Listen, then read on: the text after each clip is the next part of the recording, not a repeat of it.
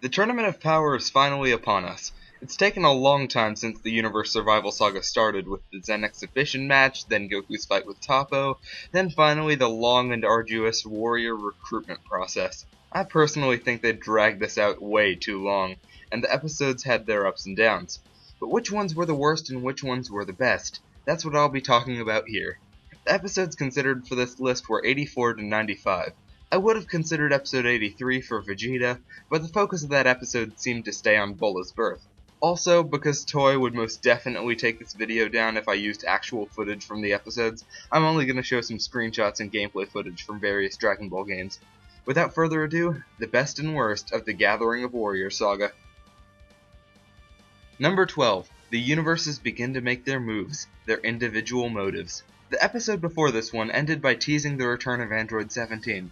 We knew he was coming back, but it eventually became a matter of when. So after getting us so hyped that he would finally return, Toei throws us an episode where actually nothing happens. First we have a meeting of the Supreme Kais, held by Universe 11s. After bitch-ass Universe 9s leaves, the meeting kind of ends with nothing having been accomplished. We then cut back to Goku, who discovers Boo training at Mr. Satan's vacation home. And he is buff. Goku has a sparring match with him and actually loses, teaching him to be more careful about ring-outs. Seeing Boo in this new form is awesome, and it really excited me to see him fighting in the tournament. He got cheated out of participating in the Universe 6 saga, so the only action we had really seen from him in the whole series was in the Zen Exhibition Match, where he was a total sadistic badass. Unfortunately, this episode loses a lot of credibility after the events of an episode a few after it, where it's revealed that Boo won't be participating in the tournament at all. So why did we have to sit through him sparring with Goku? It was a good scene, I'll admit, but it's completely pointless and seems like filler after the later revelation. The rest of the episode is nothing special either. We get a glimpse into Universe 11, considered the strongest one, and we see some of their contenders. This is cool, but once again affects nothing. The episode ends with a meeting among the Gods of Destruction, held by Champa, where yet again, nothing happens. We get it, everyone hates Universe 7, that's been clear for a while. We don't need episodes like this where nothing gets accomplished. This is the worst episode in the recruitment saga for sure. The recap in the following episode doesn't even show any of the Boo stuff. It only shows the Supreme Kai meeting and clips of Universe 11.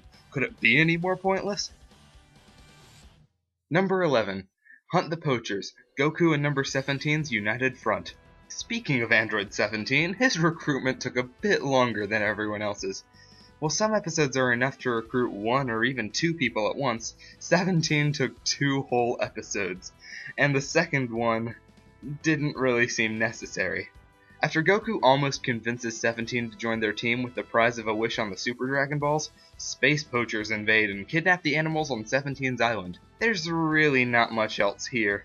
It's cool seeing 17 and Goku team up, but other than a few gags from Goku taking the self-destructing leader of the poachers to King Kai's planet and Jacko showing up for a bit at the end, there's not much of anything in this episode. If 17 had agreed to join the team at the end of the last episode after the threat of universe erasure, it would have been a lot less painful than this episode with a subplot that seems like it would fit better in the Black Star Dragon Ball Saga of GT. Number 10. Emergency Development, the incomplete 10 members. And the award for the episode that pissed off the most people goes to... oh dear, they really should have just left Boo in. Unfortunately, he's stuck in a 2-month sleep. Ooh, I have an idea. Stick him in the hyperbolic time chamber. Yeah, 2 problems with that. Number 1, for 2 months they'd need 4 hours, and there's only 3 left until the tournament starts. Number 2, Vegeta just destroyed it, so Goku has the dandy idea to make Frieza the final warrior. I'm sure all the fans will love that idea. Okay, to this episode's credit, there is one enjoyable scene that takes place in Universe 3, a world filled with mechanically enhanced warriors. This universe is legitimately terrifying to me, and if all the universes somehow don't get erased, as they probably won't, I'd love to see a saga where Universe 3's warriors are the main antagonists. But yeah, this episode doesn't have much else going for it. It's made a little worse by the events of Universe 6, where Kappa teaches Caulifla how to become a Super Saiyan by, I shit you not, making a tingly feeling in her back. And you thought they ran out of ideas by bringing Frieza back. Ha! Number 9. An unknown beauty appears. The Tenshin-style dojo's mystery? This is what I'd consider the first good episode on this list. Unfortunately, it suffers from the same fault as the second Android 17 episode, in that it features a pointless subplot that seems like it belongs elsewhere. At Tien's dojo, a girl with a grudge against him shows up and uses witchcraft to possess his students. Master Roshi is visiting the dojo at the time, so we get to see plenty of perverted old man scenes.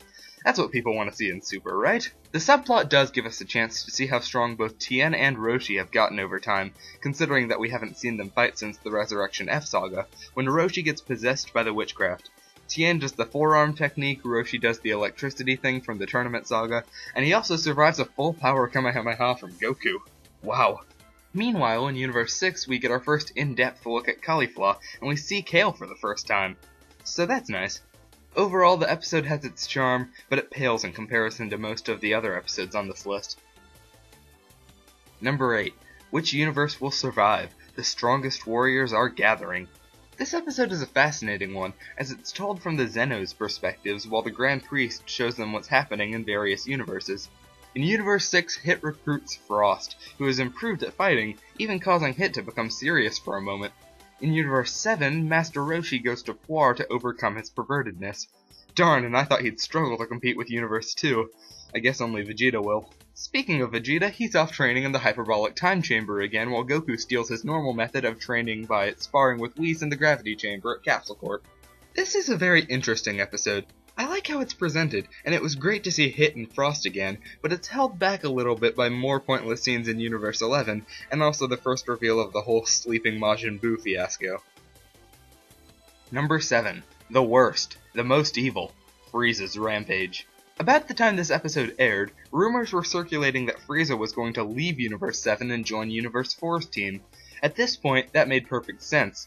2 episodes after his return, Frieza still hadn't replaced Buu in the intro, eye catches, and outro. Perhaps he would be replaced as well. Universe 4 had sent assassins from Universe 9 to kill him, and he proceeded to wipe them all out. One of them, however, was given energy of destruction from Sidra, the god of destruction of Universe 9. Frieza is hit by this energy and struggled to escape it. This lined up with the rumors. Perhaps he would be erased right there on the spot, and Goku would have had to find a new 10th member yet again. But Frieza does eventually escape, showing how much stronger he's become from concentrating in hell. Okay. After being able to both compress and wield the energy of destruction, Frieza throws it at Goku, who is unable to escape it, showing that he may not be as strong as Frieza after all. Frieza comes in contact with Sidra, and he tries to arrange joining Universe 9's team. Once again, this loosely lines up with the leaks, and we know from previous episodes that Universe 9 was struggling to find members. They do try to object, however, which could have led Frieza to join Universe 4 instead. However, Beerus and Whis show up, and he cuts his conversation short. He and Goku have a brief match, where the first one to land a punch wins. Unsurprisingly, they are evenly matched, so Frieza ends up staying on the Universe 7 team.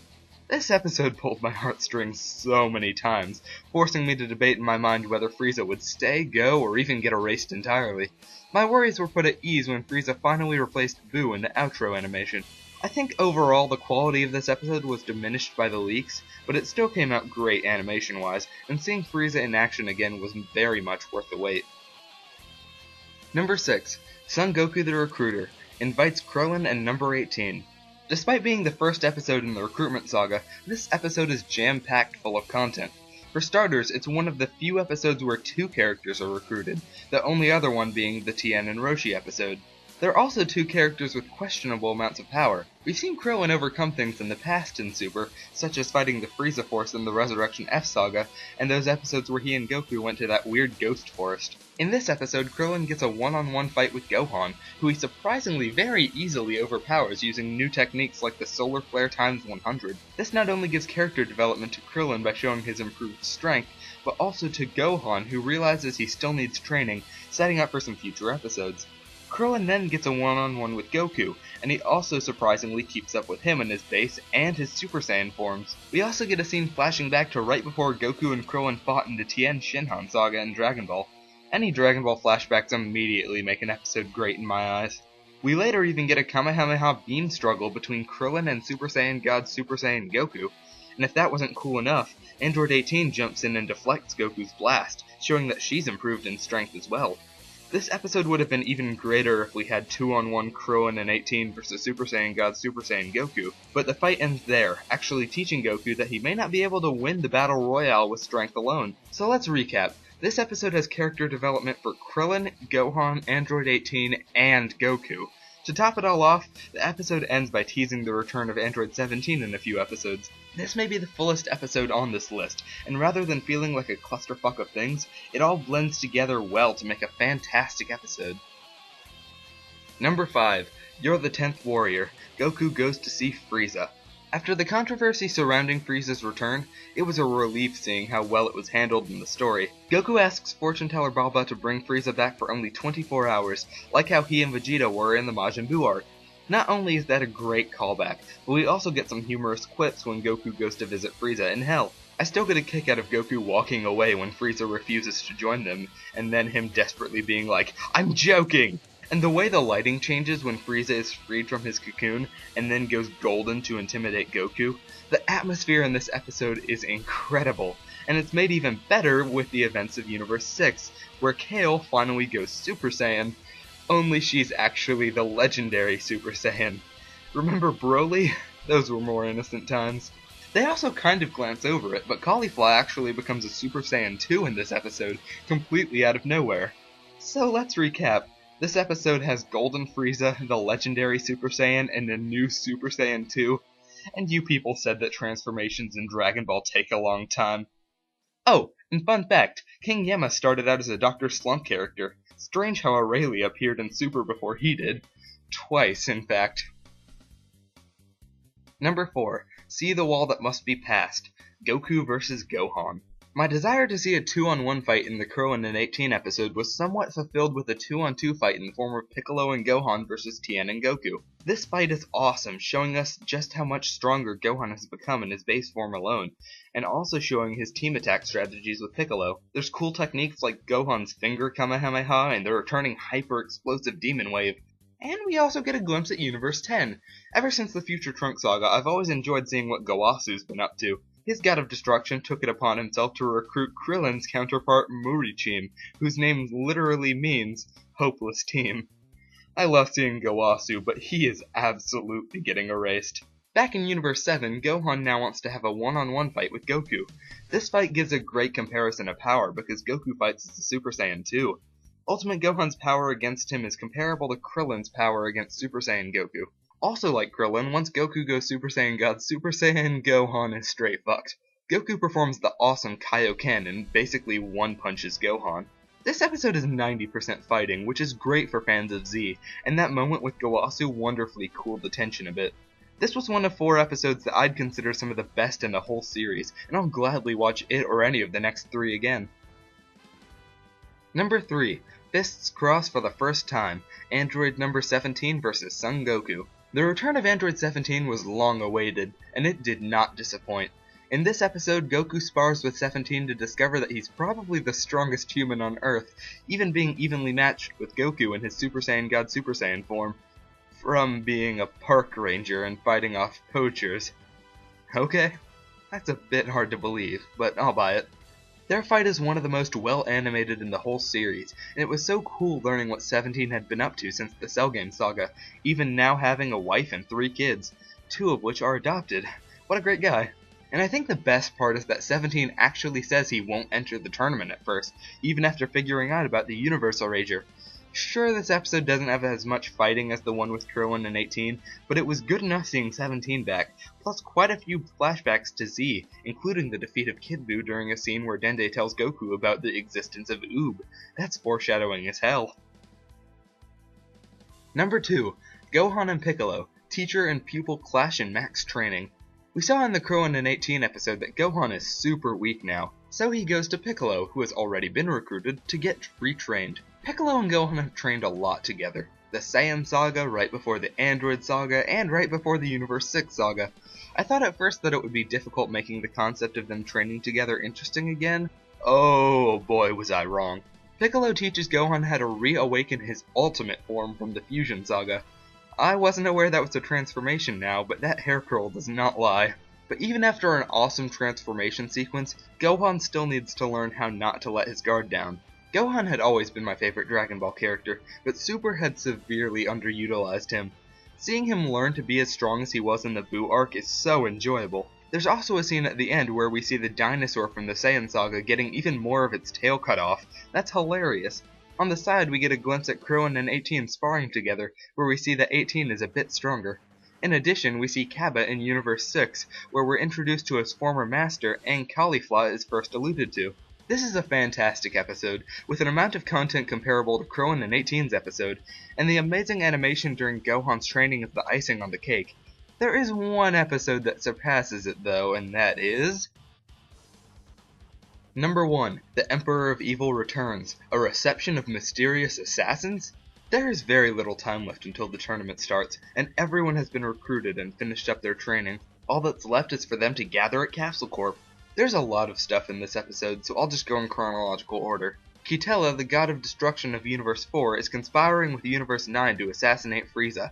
Meanwhile, Krillin and 18 go to fetch 17 on his island while also dropping off Goten and Trunks, who will protect it in his absence. The scene on 17's island is hilarious. The mood could not be more awkward between the android siblings, and Krillin is desperately trying to save it with small talk. 17 calls Marin Marin, and even tells her that he is 17. Waves and rocks! Marin also stays on the island with Goten and Trunks. Master Roshi is revealed to have been training atop Korin Tower, where we get a touching moment as a reminder of Roshi's original training with Korin before the events of Dragon Ball. Once everyone gathers at Capsule Corp, 17 and Piccolo stare each other down. Just as it seems like they're about to square off, they shake hands. I love this scene, making viewers reminisce about their epic fight in the Imperfect Cell saga. Finally, the episode cuts back to Fortune Teller Baba's place, where Goku is reenacting his fight with Grandpa Gohan. That is so awesome! Then he senses Frieza's energy. They greet each other with punches to the gut, as expected, when the Ghost Usher, who hadn't been in an anime episode in 30 years, announces that there are people outside. Those people are the assassins from Universe 9. Frieza, who's eager to kill people, performs arguably the most beautiful transformation sequence in the entire franchise, as he becomes Golden Frieza yet again. Everything about this episode is amazing. There were so many moments that gave me chills, that made me laugh out loud, and that made me super hyped for the Tournament of Power. This is what every episode in the Recruitment Saga should have had, and it made one of the best episodes in the entire series. Who knows how many episodes like this there will be in the actual Tournament of Power? It was a long and sometimes dreadful wait, but it's finally here. I can't wait to see the character interactions and fights and see who wins and who loses, and this saga is gonna be so awesome! I'm MattCraft.derp, and I am so hyped for the next few weeks.